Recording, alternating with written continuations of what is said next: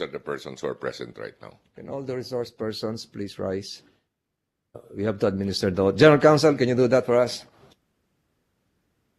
Yes, Your Honor. Please raise your right hand and repeat after me. Do you swear to tell the truth, the whole truth, and nothing but the truth in this proceeding? Thank you, Your Honor.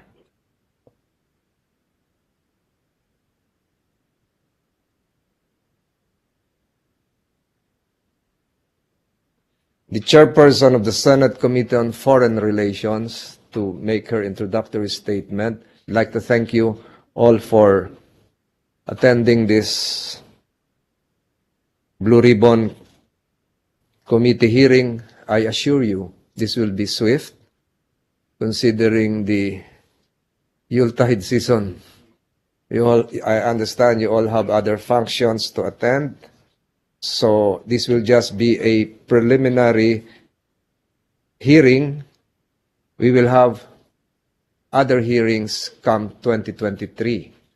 But again, I thank you for your presence here, and I apologize for being late because of several events last night requiring my presence, which Dr. Vergere might consider as unhealthy, food intake as well as liquid intakes. So I have this hearing was precipitated by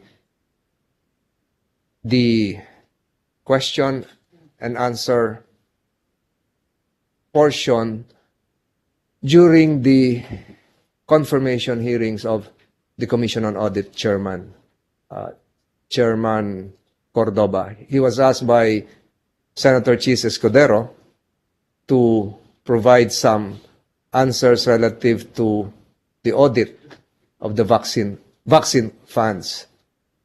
This is a motu proprio investigation, which was likewise approved by the members of the Blue Ribbon Committee, including those present here. We are not here to determine whether the price was, quote-unquote, different from other acquisitions or purchases made by other jurisdictions. We are not here to determine wrongdoing insofar as the purchases, procurements made then. We are not here to ascribe any malfeasance, misfeasance, or any violation of existing penal laws. We are here to determine whether the accuracy of the 44 million wasted doses of various vaccines were really accurate and made within the bounds and parameters of what can be, quote-unquote, be wasted, if that is the correct term. And we are here to determine whether those policies can be corrected, whether enough policies are in place, and whether the Senate, the Congress, can still do more to ensure that funds, whether sourced locally or foreign, can be used properly, with accountability, with transparency, to ensure that the people's taxes were really used correctly, having in mind the conditions during those days, the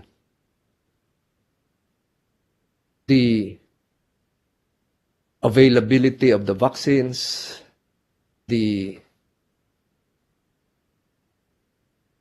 existing patents that were not yet out there. I'm referring internationally. So having said all of this as the background, and I think Senator Amy Marcos will give me another 3 minutes. No problem. I think it behoves upon this committee to really determine whether the modes of procurement utilized, national budget through the GAA, bilateral or government-to-government financing, tripartite agreement with the private sector and LGUs, multilateral arrangements with the ADB and the World Bank were the right modes. And we have to determine through the forthcoming hearings whether all the events, and I have records here that unfolded, including the use of AP VAX, the utilization of the Hill 2 project, the Asian Infrastructure Investment coming from the Asian Infrastructure Investment Bank, the World Bank loans, the 70 billion 2021 and program funds for the vaccines, as well as the procedures made, not just in the procurement, but in the utilization as well. That's why we will, with the presence of the Solicitor General here, Solgen is present here, we will determine whether the non-disclosure agreement is really encompassing and to utilize the Filipino term only insofar as revelation is concerned, having the constitutional mandate of freedom to access information can be respected.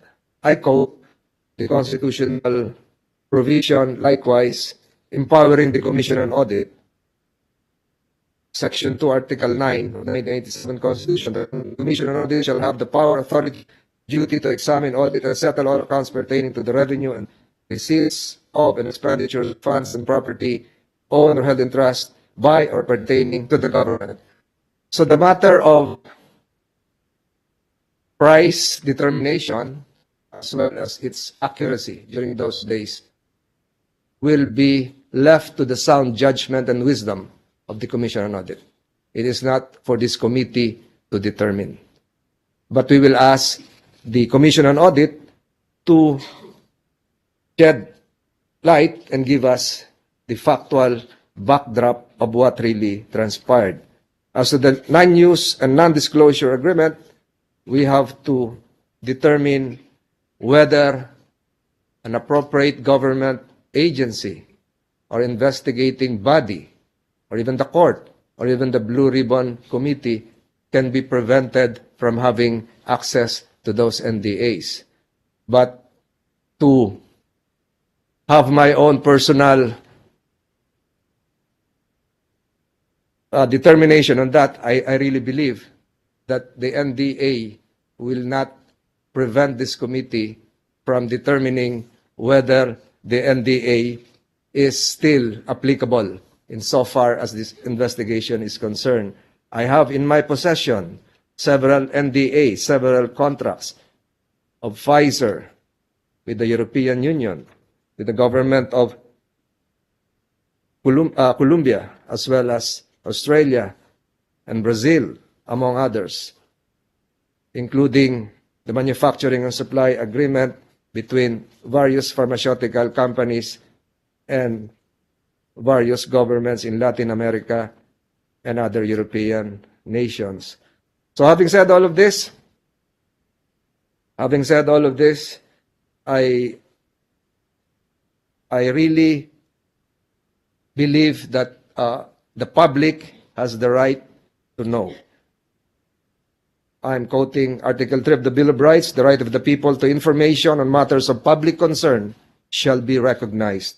Access to official records and to documents and papers pertaining to official acts, transactions, or decisions, as well as to government research data used as basis for policy development, shall be afforded the citizen, subject to such limitations as may be provided by law. Unquote.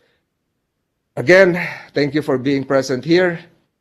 Before we proceed with the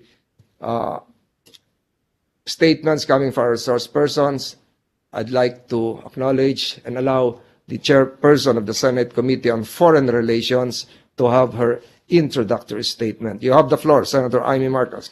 Yes, thank you very much. Like our chairman, I am posting double attendance with the Commission on Appointments. Hence, instead of an introductory statement, may I focus on the three areas of inquiry for the part of this representation. Firstly, with regard to COA, given that the COA Commissioner has repeatedly stated in this chamber that the COA is not bound by NDAs, so that the resident auditor will send the demand letter to the DOH. So we are all aware of this statement coming from COA, and I think it's in the interest of the Senate to acquire copies of the contracts containing said NDAs.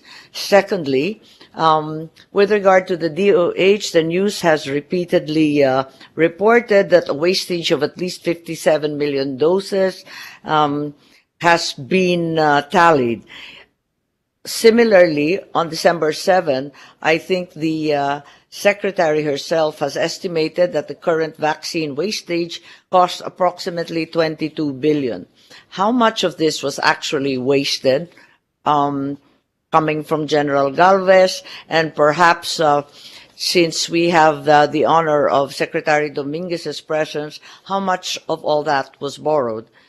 And finally, may I know if the DOH has submitted a report or any closure rendering or accounting to the House of Representatives or the Senate as to the implementation of the vaccination program required under Section 13 of RA 11525. We would be keen to acquire copies of said reports, even if they were given partially or in sequence. Thank you. That will be all, Mr. Chair. Thank you, Senator Marcos. If there are other members of this committee present online doing multitasking as Senator Marcos is doing, can you please raise your hand or unmute yourselves? Senator Bongo? Senator Bongo is recognized. Senator Bongo, can you hear us? Is he logged in? Has he logged in? Senator Bongo? What about Senator De La Rosa? Senator De La Rosa, are you online? Senator Tulfo? Siguro we'll allow them later as they unmute and show their virtual presence. But the questions propounded by the chairperson of the Senate Committee on Foreign Relations would probably sum up the answers needed by this committee during today's initial hearing. So we'd like to ask first, I think it would help this committee if you answer the questions propounded by Senator Marcos. That will expedite, although there will be some questions later. Commission Audits present here? Can you raise your? Yes. So we start first with Secretary Galvez to answer the questions of Senator Marcos, or if you have an introductory statement likewise, please proceed. Thereafter, we'll be asking Secretary Dominguez to have the floor, and then the current officer in charge of the Department of Health, and then Secretary Duque, thereafter the Commission on Audit, unless there will be some members popping out and in from that screen. I think that will be our first initial hearing. Secretary Galvez, you have the floor. You have our undivided attention and ears, likewise. Yes, sir. Yes, just to clarify, General Galvez and COA, the question was, could you please tell us what efforts were made by the COA to audit the procurement of the COVID vaccines, or did you simply not audit because of the NDAs? Madam, I will answer the question after, if you will allow me to have the context of my opening statement, Your Honors. Please proceed. Please proceed. But bear in mind the questions propounded by Senator Marcos likewise. Yes, Your Honor.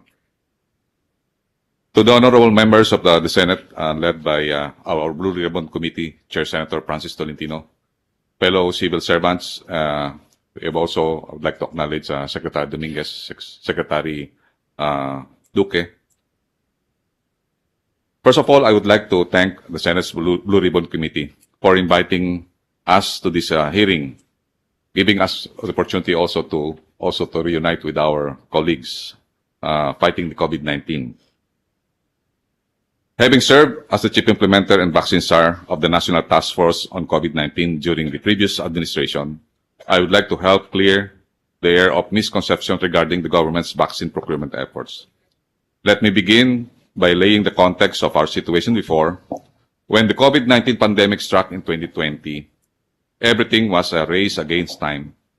International pharmaceutical companies rushed to produce the first COVID-19 vaccine. Our main objective then is to save lives and our economy.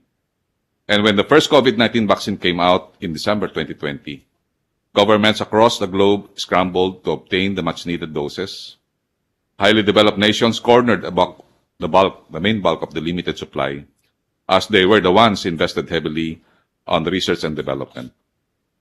This situation put less developed nations like us at a major disadvantage, as rich nations were able to buy as much 6 times their actual population. The Philippine government had moved fast, and our main goal was to save lives. And we would like to thank the Congress and the Senate for the passing of the Republic Act number 11525, or the COVID-19 Vaccination Program Act of 2021. It was enacted by Congress and Senate, and this law authorized the National Task Force and the Department of Health to procure vaccines on behalf of the national government. Under Section 3 of RA 11525, the National Task Force and the DOH were likewise allowed to negotiate and approve the terms and conditions of purchases on behalf of the local government units and other procurement entities, but not limited to the price and payment terms. The law also gave confidence to the manufacturers to sell their vaccines to us, and also ensure transparency and accountability to the parties. The non-disclosure agreement is part of the process, as among the manufacturer's main requirement before entering into supply agreements, meaning we cannot do away with the CDA. On the part of the national government, we had no choice at that time, as signing this agreement was the only way we could purchase much-needed vaccines doses. To recall, vaccine production at that time was very limited and was just starting to pick up. Given all the safety nets that has been put in place under RA 11525, all our negotiations and procurement transactions were above board. We must also remember that the bulk of our purchases were being funded through multilateral loan arrangement with Asian Development Bank, World Bank, and Asian Infrastructure Investment Bank. This institution would not tolerate any form of corruption under their watch, which is clearly stipulated on the contract having an anti-corruption and transparency clause. Finally, the national government did not overpurchase vaccines. Timely orders, coupled with donations from COVAX and generous countries, gave us the sufficient supply to inoculate at least 100% of our target population. We are also able to limit the numbers of non-nation government-procured vaccines getting wastage within the standard rate. In summary, the government aims to fully protect the Filipino people from COVID-19 by providing the needed life-saving vaccines. The magnitude of the vaccine rollout that both government and the private sector carried out is the first of its kind in the country. Through an efficient and effective public and private partnership, the vaccination campaign reached at least 99% of its targeted population, which is 77 million. And to answer the question of our Honorable Senator Marcos, it can be recalled on any of the transcript of records of the Senate and the Congress that the CDA, the confidential agreement, is only not allowed to be disclosed in public. But we never said that we will not allow COA to look at it. In fact, the contract that we had with the manufacturers, we did not sign contracts to the three of the manufacturers because they don't want to have the transparency and disclosure agreement with the World Bank and the ADB. So Yes, meaning General, the to your CDA, mind, why did COA therefore not audit? sir, the said contract? madam, it's not in our statement that the COA cannot audit it. It is only during the hearing that we said that we cannot disclose the contract. It is only during the public hearing with the Senate and the Congress that we cannot disclose the CDA that we have signed, not with the COA. It may be my own failure of memory of the language, but I seem to recall otherwise. But Mr. Chair, perhaps at this juncture we can inquire from the COA why said contracts were never audited. We acknowledge the interjection by Senator Marcos. So abruptly, we'll just ask a quick response from Commission on Audit, and then we'll allow Secretary Galvez to continue. Yes or no lang? Sir, Madam, Your Honors, the contracts or the agreements were not submitted to us. So that part we were not able to audit, but we were able to audit the other parts of the project.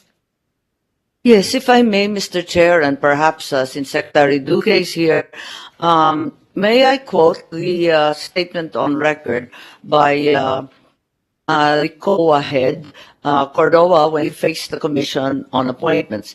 The Department of Health po at that time, si Secretary Duque, wrote to us stating they will not be able to provide these documents because they have an NDA or non-disclosure agreement with the suppliers. So perhaps Secretary Duque can Secretary Duque can answer, but later we will allow Secretary Galvez to continue his statement. Thank you very much, Mr. Chairman and Madam Senator Amy. Thank you for inviting us to this hearing. And to respond, I would like to state for the record that, in fact, on November 16, 2021, very much the DOH, under my watch, sent a letter to then Chairman Michael Aguinaldo requesting that a special audit be made, and that the special audit consists of financial and compliance audits of our vaccine-related procurements funded through the World Bank, ADB, and AIIB. And unknown to that, in fact, we also requested the good chairperson then to also do an end-to-end performance audit of the entire national deployment and vaccination plan on COVID-19 vaccines. And I do have all the annexes, Mr. Chairman, to present, and perhaps for the DOH to officially relay to the Secretariat all the letters that we have written. In fact, truth to tell, we have had a total of 14 letters and correspondences that covers ranging from request for special audit, request for performance audit, proposed timelines and deadlines for the completion and reporting out of the audit report by COA. And also, we had drafted, in fact, the terms of reference that will underpin the audit by COA. So, Your Honor, Mr. Chairman, we have all the documents and annexes that we would gladly relay through the Department of Health, that is, of course, officially to the SBRC Secretariat. So, contrary to this report, you will have your time later thank you. on. We'll Thank you allow, very much, Mr. Chairman. For Yun lang purposes po, of Mr. Chairman. orderliness here, we'll allow Secretary Galvez to proceed. We acknowledge the presence of Senator Jingo Estrada as well. Tuloy mo lang, Secretary Galvez, how many more minutes, and then the sequence would be after you, we'll allow Senator Jingo Estrada to make his introductory statement, and then after you, it will be Secretary Vergere, I think, or Secretary Dominguez, Secretary Berhere, and then Secretary Duque, thereafter COA. So please proceed with the permission of Senator Jinggoy. Finish your statement, and then we'll allow Senator Estrada to have his introductory statement. Secretary Galvez, you have our ears. Yes, Mr. Chairman, Your Honors, based on our knowledge and also on the record that we had during the Senate hearings, the procurement team is ready really for the auditing. So meaning what we have done during the procurement is basically we applied the what we call the prudence that we have to have with the procurement, and we follow all the procedures. And what we can say is that we are ready to have it audited by the COA, considering that also during our negotiation, the different multilateral partners that we have, the Asian Development Bank, World Bank, and also the IIB, we know that they will also the terminal or the special audit that they will conducted.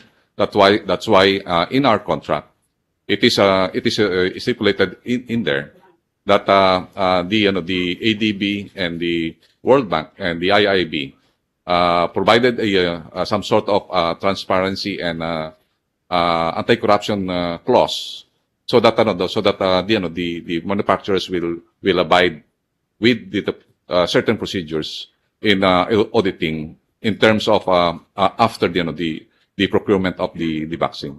So in record, Your Honor said we are really abiding to the constitutional right of the COA to make an audit with the contracts. Galvez. Senator Estrada, you have the floor for your opening statement. Thank you, Mr. Chair, Senator Amy. My challenge to the Department of Health is to reduce unnecessary vaccine wastage. Pangalagaan po natin ang kaban ng bayan at siguraduhin na hindi ito nasasayang. Rest assured that I am fully committed to helping the committee investigate and get to the bottom of this issue of public interest while safeguarding the rights of all concerned. That's all, Mr. Chair. Thank you, Senator Estrada. We will now have Secretary Dominguez. You can have your opening statement here. Let your opening statement be concise and brief, responsive to the three questions propounded by Senator Marcos, as well as the ideas propounded by Senator Jinggoy Estrada relative to the utilization of public funds. You have the floor, Secretary Dominguez. Thank you, Your Honor. Thank you, Senators Estrada and Senator Marcos. Thank you for inviting me to this morning's proceedings and for the opportunity to clarify matters related to the procurement of vaccines to safeguard the health of our fellow Filipinos during the COVID-19 pandemic. I wish to clarify that the Department of Finance under my watch has never refused to subject the vaccine agreements to audit. In fact, as early as June 2021, in a hearing also before this august chamber under the previous Congress, we had offered to disclose to the senators the details of the agreement in executive session to be able to comply with the Senate's instructions, while also honoring our confidentiality commitments under the contract. The previous Senate saw no need for such an executive session, having been satisfied with the average prices we were able to provide and noting that the Commission on Audit may, at any rate, conduct inquiries later on. Let me emphasize that we have never indicated that the vaccine agreements are exempt from audit. Our vaccine procurements were largely financed by official development assistance from our reputable multilateral development partners, and the related loan agreements mandate the audit of the supply agreements precisely to ensure that these are corruption-free. In fact, disclosures pursuant to audit requirements are enshrined in the supply agreements. Under our Constitution, the COA has the jurisdiction to audit all government accounts. These vaccine supply agreements are no exception. While the details could not be publicly divulged in keeping with our confidentiality obligations, these may be duly audited in compliance with government procedures. We hope that we were able to make this position clear to this honorable body. Thank you very much. Dominguez. From Senator Marcos, now we have Secretary Vergere, then thereafter Secretary Duque, and then COA. Dominguez. Yes, good morning, Mr. Chair, and to our honorable senators present this morning. First, we'd like to say that the DOH is but one of the many government agencies that handle the COVID-19 vaccine portfolio. So from the COVID-19 vaccine rollout to the different agencies handling different aspects based on their mandates and technical expertise. So in fact, the DOH doesn't have any issue with being subjected to audits for these vaccine procurements. In fact, the Department of Health requested specifically from COA for these audits, as what Secretary Duque has just mentioned. We are very much ma'am? Can you repeat willing. that last line? Can you repeat that last line? I'm sorry. Yes, yes, Honorable Chair. I stated, Mr. Chair, that we are very much willing to be subjected to audits. In fact, the Department of Health specifically communicated officially to the Commission on Audit for these specific audits that can be done for our National Vaccine Deployment Program.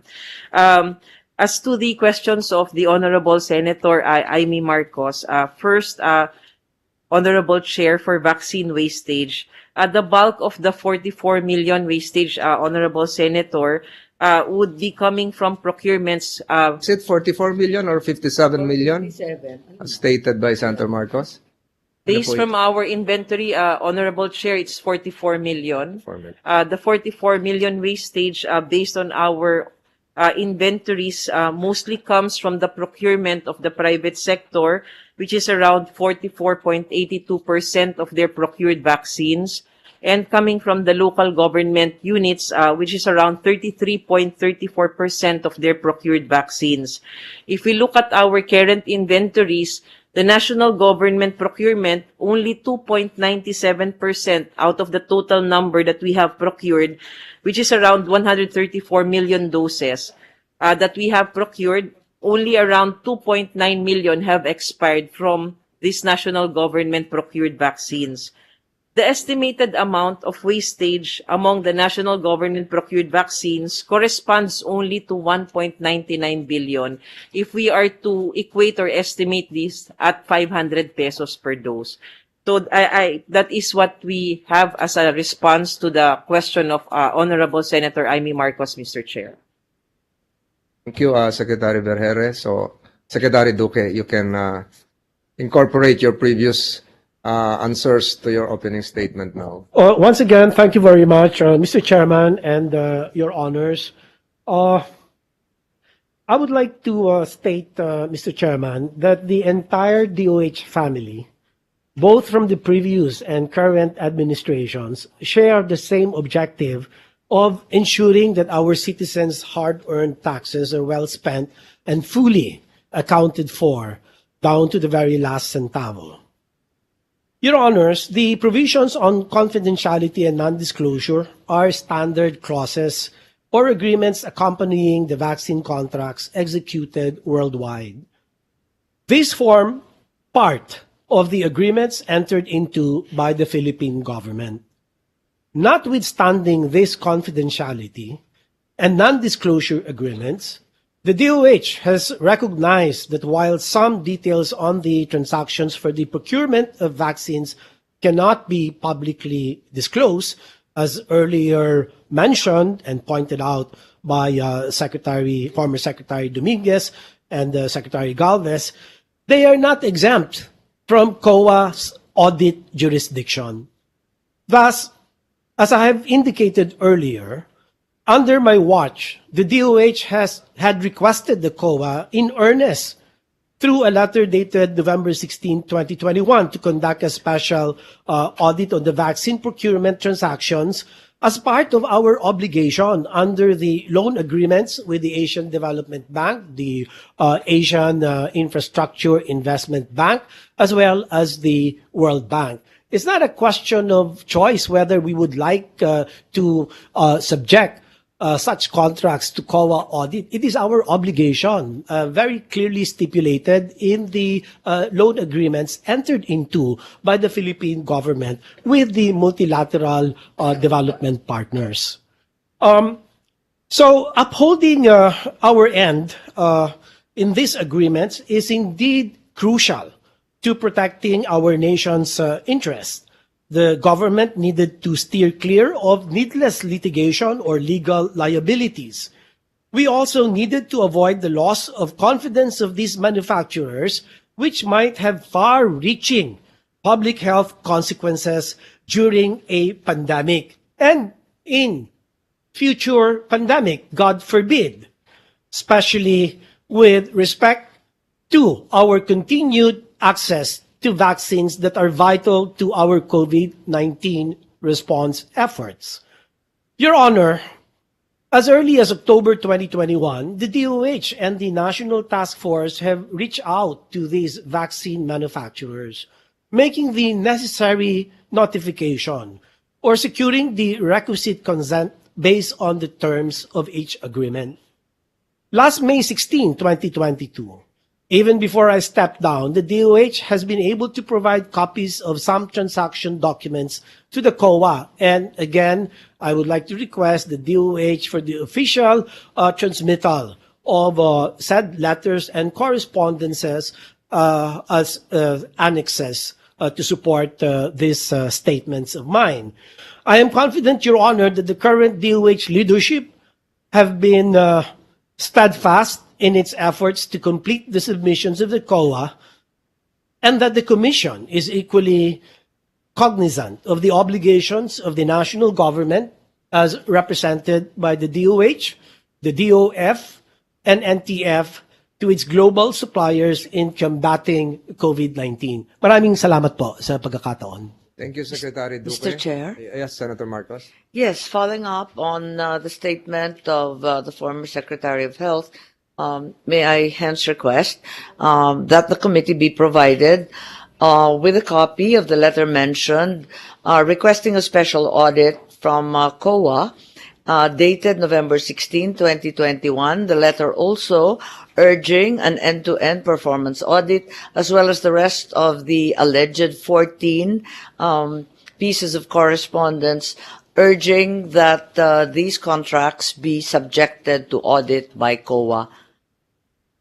At which also, following those requests, Mr. Chair, perhaps we can derive from COA the information as to why they failed to audit, given such a barrage of letters from the DOH.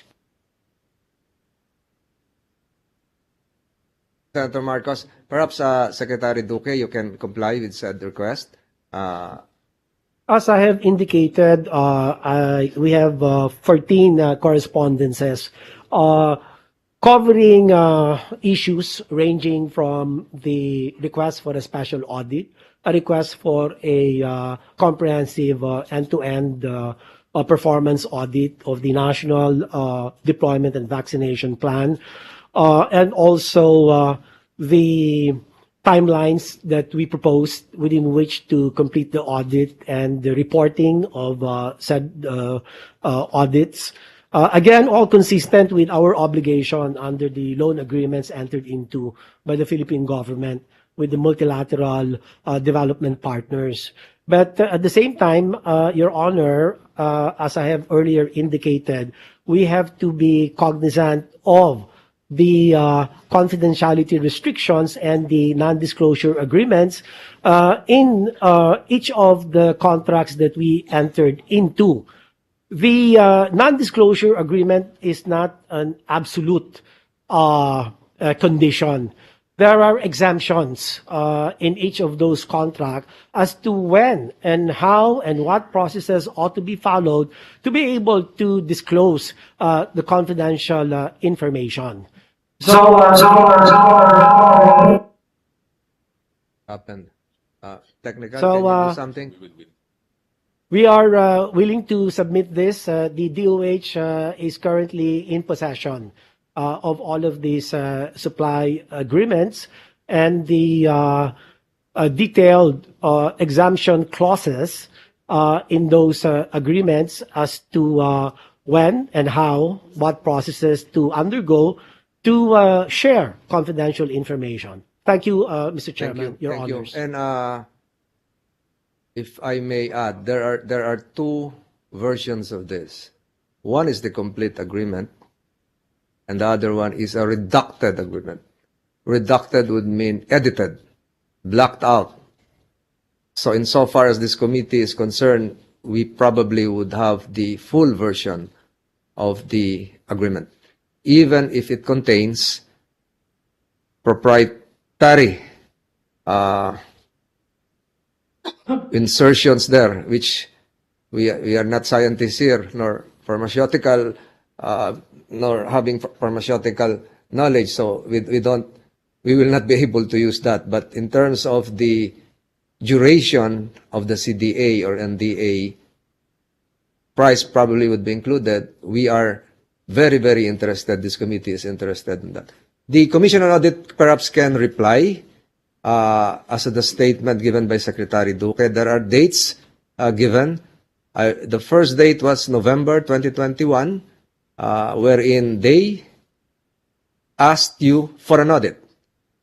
And then, if you can likewise answer my question, was there a request coming from the World Health Organization or other foreign agencies requesting for an audit? You have the floor, COA. Yes, sir. Thank you, Your Honor. Apo. Good morning again, sir, Your Honor. I'd like to answer first the question on whether we have already demanded the documents from the Department of... There are two. One is that whether you demanded. Yes. Second is whether they requested. And the third one is whether a foreign institution requested likewise. Please Yes, proceed. We have demanded the submission of documents from And the when? DOH. The latest of which is dated December 6. But I'd like to make December mention 6 that of we have... what year? This year, sir. But I'd like to mention that we have already requested as early as 2021, and I'd like to confirm that they have submitted these documents. However, we still have to receive the not redacted documents, sir.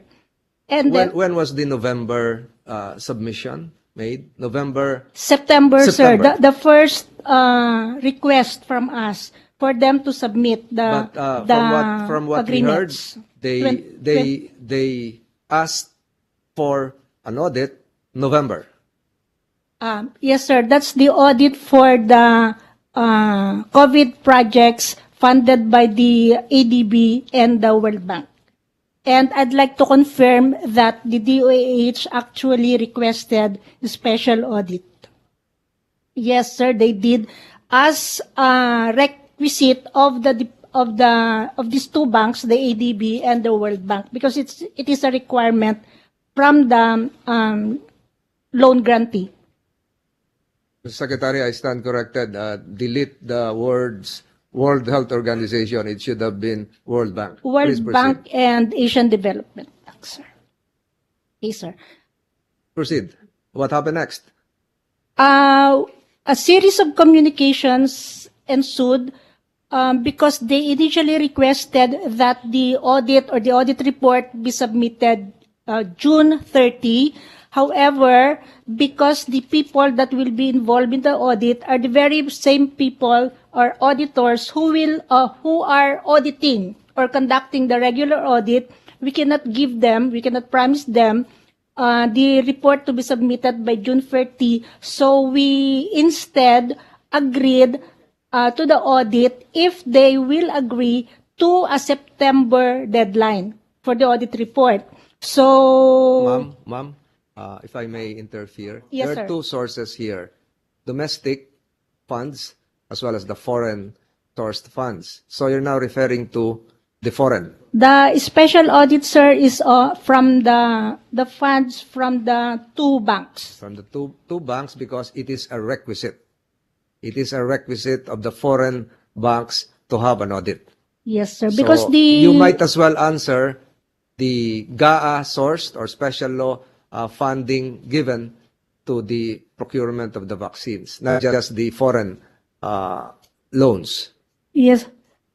They specifically requested for three. There are three projects, sir, which we call the Hill one. That's the health enhancement to address and limit COVID. Dalawa yung there are two tranches. The first one is I'd like to mention the amount, sir. $125 million. That's the first tranche, and the second tranche, that would be 700 million. And then we also have the PSERP. That's another project.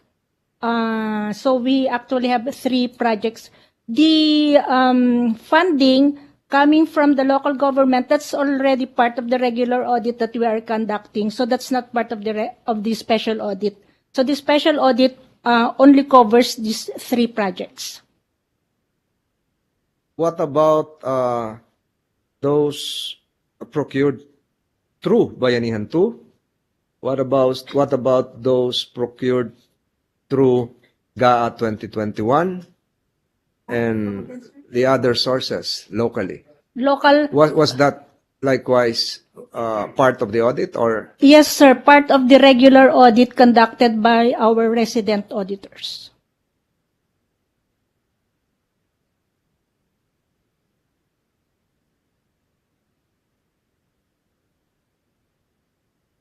We have committed to submit the report by first week of February 2023. here?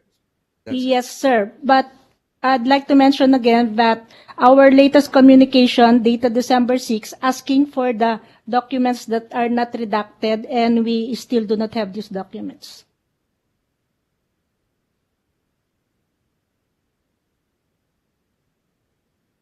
When? December 6, sir, the latest request, 2022. Asking for the non-redacted. So, Yes, sir. nandito naman ang nandito naman ang DOH. Secretary, you can respond. Yes, Mr. Chair. Honorable Chair, we have communicated with different manufacturers as early as October of 2021 in order for us to get their permission for us to disclose information to the Senate and also to COA. Because in general, among all of these agreements that we've had with manufacturers, there is this similar clause wherein if we need to disclose because of auditing or because of legal procedures, we need to inform them and get their permission. So far, when we have communicated to them last 2021, only Pfizer, Sinovac, and AstraZeneca responded to us. Pfizer responded to us during that time that we can disclose, but Can you repeat that? You can disclose. Can. Mr. Honorable Chair, Pfizer responded to us specifically stating that we can disclose, but COA has to uphold also the confidentiality agreement. And during that time, in December of last year, COA responded to us when we communicated to them the response of Pfizer that they cannot uphold this agreement because apparently COA stated that they are not covered by this agreement, only DOH and the manufacturer. So we were not able to provide them with those documents before. Sinovac responded during that time that they cannot and they are not allowing that we disclose this specific information, especially on pricing, to anybody. And then the third, for AstraZeneca, they were... So pricing cannot be disclosed by Sinovac. So in effect, they're saying that pricing is part of the trade secret. Yes, Honorable Chair, that is what they have stated when they responded to us. And then AstraZeneca, Honorable Chair, responded to us that we can disclose information, but we need to just be discreet in the disclosure of this information as well as the recipients of this information. So we again repeated. AstraZeneca, for the information of the resource persons present here, even have their manufacturing and supply agreements, advanced purchase agreements, and all the terms published in their website for Colombia and the European Commission, as well as for other countries, including the Dominican Republic and Peru. So these are out there. These are out there. Please proceed. Pfizer is okay, as what you said, Madam Secretary. Pfizer is okay. Sinovac is not willing to disclose. AstraZeneca? Mr. Honorable Chair, we again wrote to them specifically for this Senate hearing, and Pfizer responded that we can disclose information only through an executive session with the Senate Blue Ribbon Committee. What about yes, what about po. Moderna? Moderna has not responded, Honorable Senator. Even from the last year's communication, they did not respond, and also for this year. Sinovac did not respond to us for this year, but last year, specific sila that they said that we cannot disclose the pricing and the other details of this information on price. And then AstraZeneca then again responded to us now and very much willing to disclose information. So we have already prepared, Honorable Senator, the documents that we will be submitting to the Senate committee, including the AstraZeneca documents that we will be sharing after this meeting, Honorable Senator. So my response, Honorable Senator, to the request of COA would be that the information will be provided through an executive session for the Pfizer. And then for the others, which we are still waiting for the response, if COA would just reiterate their communication officially to us so that we can facilitate the submission already of these documents. So you're silent on Moderna, you're silent on Johnson & Johnson, you're silent on Sputnik, you're silent on, what's the other one? Novavax, and the others. So what about vaccines sourced by the private sector? What about vaccines sourced by the LGUs, considering that there was supposed to be a tripartite agreement? Is this part of the confidentiality agreement? Confidentiality agreement from all the NDAs I have in my possession refers to two parties. Now, if you have a tripartite, you now have three parties. So we're venturing into the realm of legalities here. But is this included? Honorable Senator, if I may request Secretary Galvez to respond to this. Proceed, Mr. Secretary. I believe, Your Honors, Chairman, I believe it is also included in the contract. Considering that this is almost similar to the original contract, that we have a tripartite agreement with the private sector. So the bottom line is this now. COA should request for the other manufacturing supply agreement, not just for Pfizer, but for the others, for the other suppliers.